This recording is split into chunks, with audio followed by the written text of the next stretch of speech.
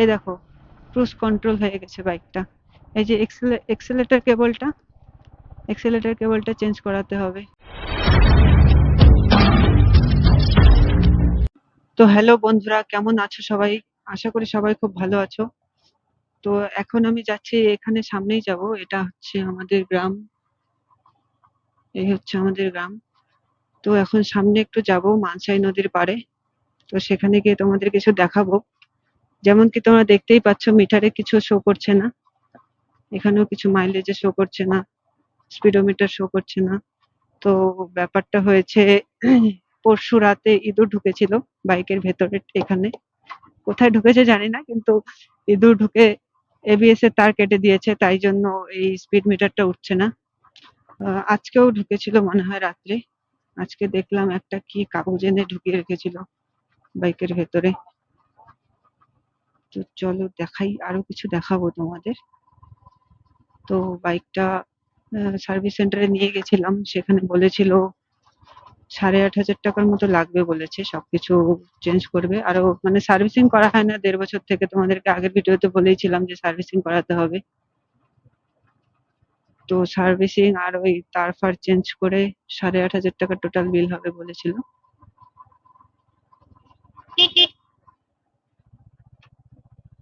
তো এখন তোমাদেরকে দেখাচ্ছি কি কি চেঞ্জ করতে হবে, কি কি করবে সার্ভিসিং এ, সেগুলো দেখাবো তোমাদের।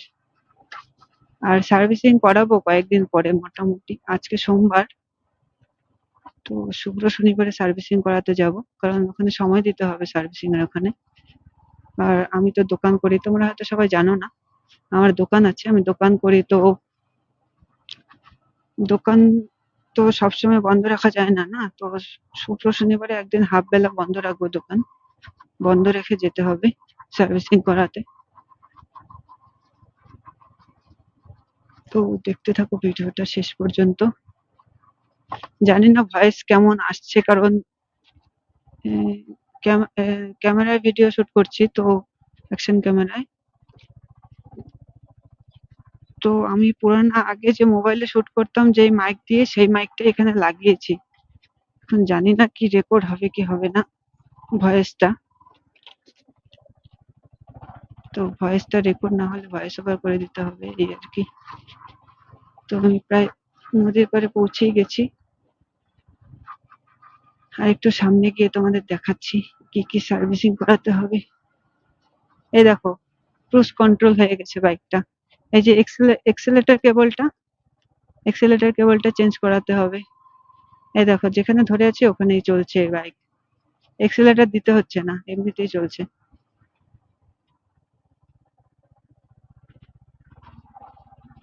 ক্রুজ কন্ট্রোল হয়ে গেছে, এক্সেলেটর ছাড়াও চলে।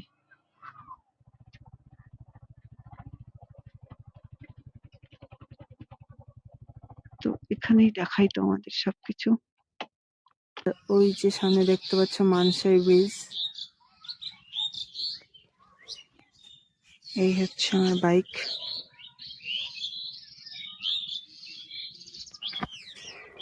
তো ডিসেম্বরে ঘুরতে গিয়েছিলাম, তো সেখানে অ্যাক্সিডেন্ট হয়েছিল একটা ছোট্ট, সেখানে এই ডিআরএলটা ভেঙে গেছে, এটা ফেটে গেছে, এই লিভারটাও বেঁকে গেছিল, কিন্তু লিভারটা আমি সোজা করে নিয়েছি বাড়িতেই।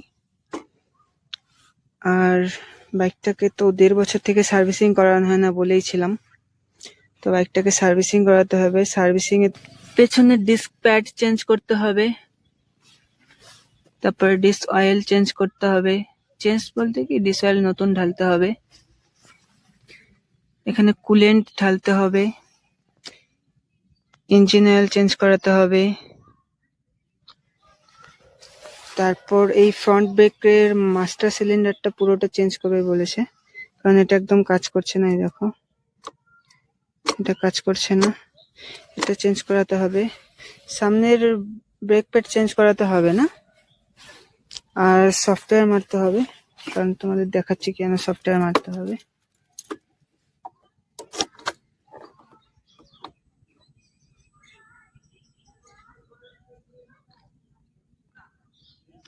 এই যে ইঞ্জিন চেক লাইটটা সরছে না, তার জন্য সফটওয়্যার মারতে হবে। আর এই এবিএস এর লাইটটা সরছে না, কারণ কারণ তো এবিএস এর তারটা কেটে দিয়েছে, তাই এই লাইটটা আছে। আর এই গ্লাসটাও ভেঙে গেছে, এটা নর্মালি ভেঙে গেছিল বাইক স্ট্যান্ড করতে গিয়ে। এখানে ওয়াল ছিল, ওয়ালের লেগে এটা ভেঙে গেছে। এটা চেঞ্জ নাও করাতে পারি এখন আপাতত।